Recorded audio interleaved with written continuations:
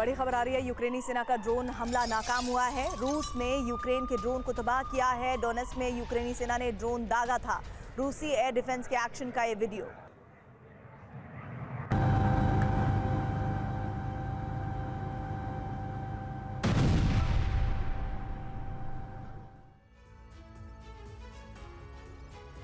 युद्ध के बीच अब कीव और मॉस्को में अलग अलग रणनीति तैयार हुई है। रिपोर्ट्स के मुताबिक दो दुश्मन देश दो अलग अलग प्लान को आगे बढ़ा रहे हैं। रूसी मीडिया का दावा है कि ज़ेलेंस्की ने सुनामी षड्यंत्र तैयार किया है, तो दूसरी तरफ पुतिन साजिश को तैयार करने वाले ज़ेलेंस्की को ही सत्ता से दूर करने की रणनीति पर काम कर रहे हैं।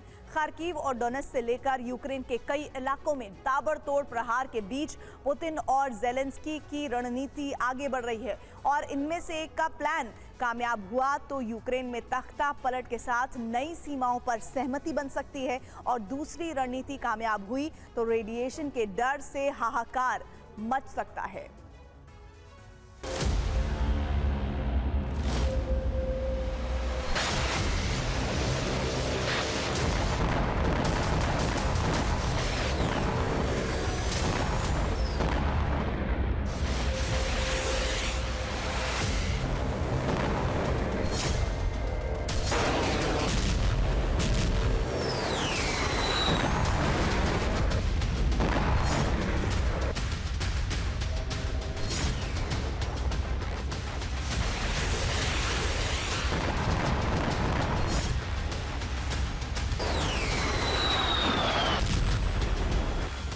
यूक्रेन में मिसाइल और बम की बरसात के बीच कीव से मॉस्को तक बन रही है रणनीति।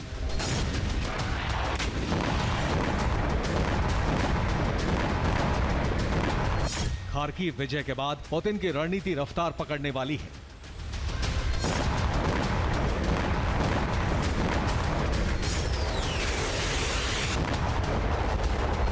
फिलहाल यूक्रेन में ज्यादा से ज्यादा जीत हासिल करने की कोशिश जारी है। बेहिसाब बारूद बरस रहा है।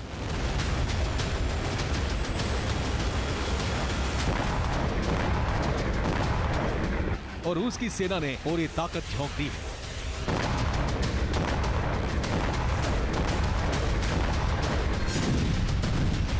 रूस के हमले से यूक्रेन का सर्वनाश निश्चित लग रहा है।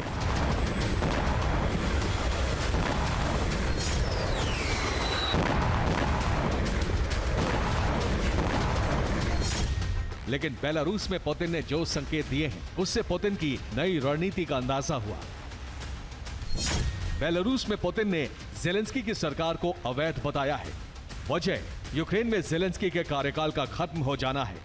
यूक्रेन में ज़ेलेंस्की ने युद्ध की वजह से चुनाव नहीं करवाया। अब पुतिन इससे एक कदम आगे की सोच चुके हैं।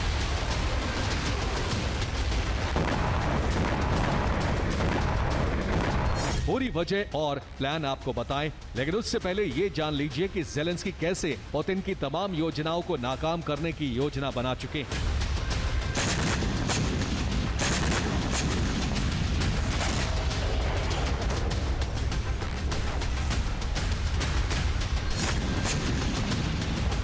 ज़ेलेंस्की पुतिन को इस बारूदी आग का जवाब पानी से देने की योजना बना रहे हैं। मिसाइलों के इन धमाकों का जवाब ज़ेलेंस्की तूफानी लहरों से देने की प्लानिंग तैयार कर रहे हैं।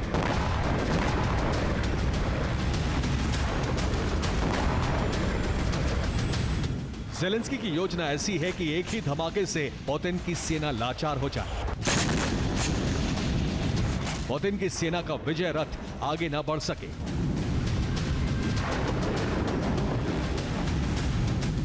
रूस की मीडिया रिपोर्ट में दावा किया गया है कि ज़ेलेंस्की एक ऐसी योजना पर काम कर रहे हैं जिससे नीपर के किनारे से लेकर खेरसोन और ज़ेपोरिजिया तक तबाही आएगी और रूस के सैनिकों को वापस जाना पड़ेगा।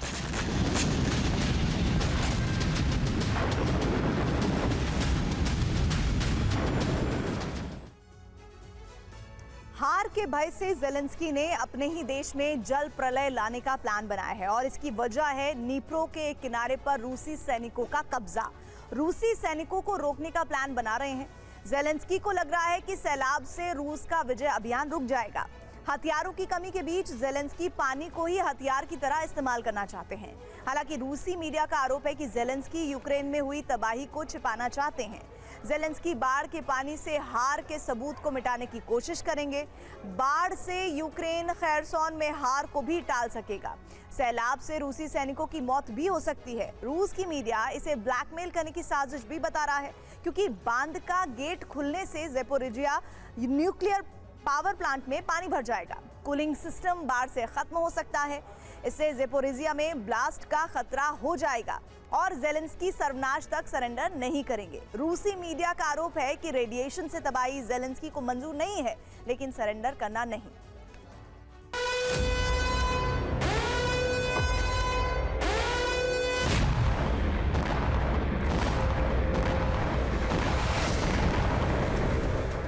जेलेंस्की एक बार फिर रूस से लेकर यूरोप तक ऐसी दहशत मचाने के लिए ज़ेपोरिजिया न्यूक्लियर पावर प्लांट में धमाके का खतरा बनाना चाहते हैं।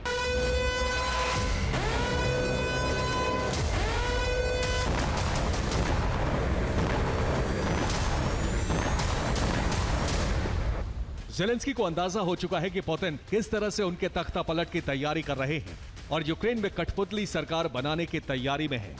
जेलेंस्की के इस अंदेशे की वजह है बेलारूस में यूक्रेन के विपक्षी नेताओं की मौजूदगी, पुतिन की मौजूदगी में विपक्षी नेताओं का दौरा और इसके बाद पुतिन का जेलेंस्की को यूक्रेन का अवैध राष्ट्रपति बताना।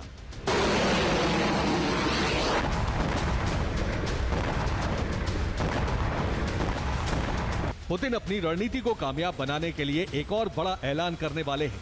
रिपोर्ट्स के मुताबिक पुतिन फ्रंट लाइन पर युद्ध रोकने का आदेश दे सकते हैं। यानी पुतिन की सेना इस वक्त जहां तक भी पहुंची, वहां के आगे के हमले रोक दिए जाएंगे। अब पुतिन की इस रणनीति का मतलब समझिए।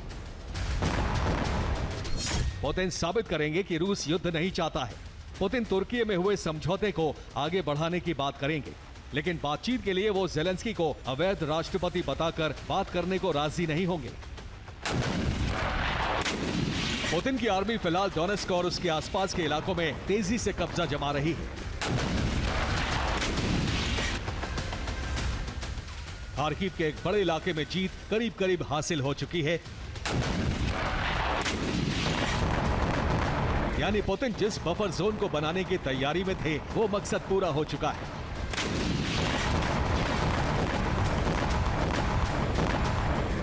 अब पुतिन की इस पूरी प्लानिंग की असली वजह जान लीजिए। यूक्रेन में शांति के लिए स्विट्जरलैंड में सम्मेलन होने जा रहा है। 15-16 जून को कई देशों के नेताओं को बैठक में बुलाया गया है।